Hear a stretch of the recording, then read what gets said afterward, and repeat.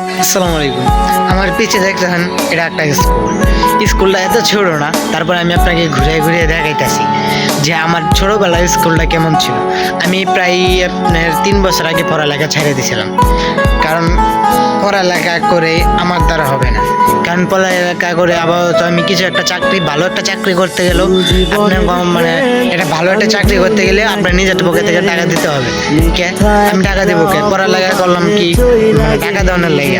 আমি যদি এখন আপনাদের বলি একটা ভালো একটা চাকরি লইতে গেলে দিনে 50 থেকে 60 হাজার টাকা মানে দিতে হবে অগ্রিম।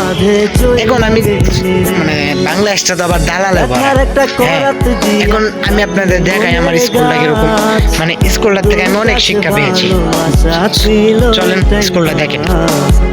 ব্যথার একটা করাত দিয়া কাটলি মনের গাছ, তোর কাছে ভালোবাসা ছিল রে টাইম পাস। স্কুল জীবনের প্রেম আমি ভুলি নাই তোরে, মিথ্যা একটা অপবাদে চইলা গেলি রে। স্কুল জীবনের প্রেম আমি ভুলি নাই তোরে, মিথ্যা একটা অপবাদে চইলা গেলি রে।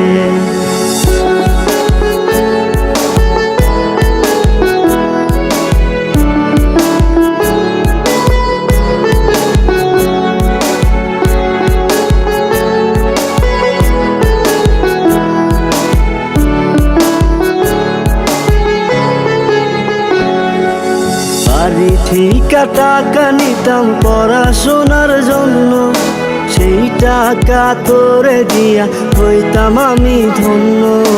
বাড়ি ঠিকা টাকা নিতাম পড়াশোনার জন্য, সেই টাকা তোরে দিয়া হইতাম আমি ধন্য।